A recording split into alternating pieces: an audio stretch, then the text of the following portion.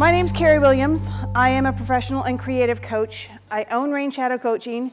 We're dedicated to working with creative entrepreneurs, creative professionals, and artists, and helping them leverage their imagination, marry it with business, and create the world that they envision in their mind and make it their reality.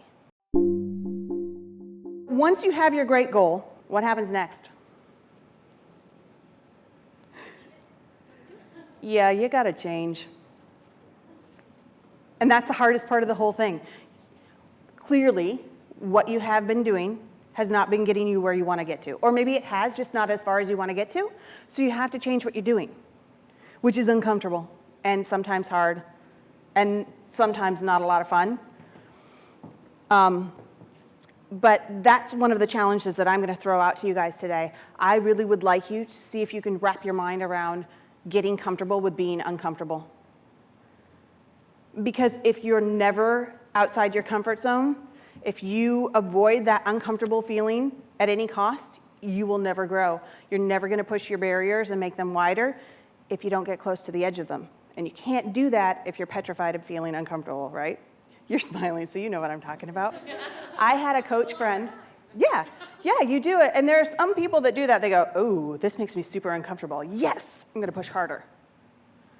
I'm encouraging you to not necessarily go that far, but recognize that uncomfortable feeling in your gut as your friend. I had a friend who was a coach, and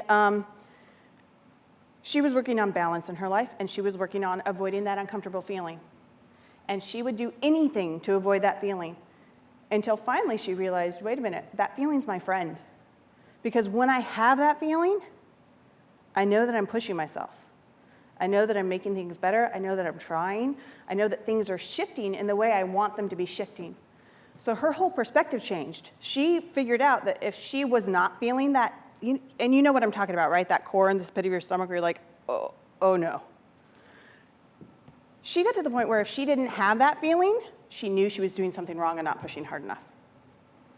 So try and shift your mind around and see if you can look at that feeling as your friend and kind of your guide for your path of growth and your path of making the change and making things better. Thank you very much.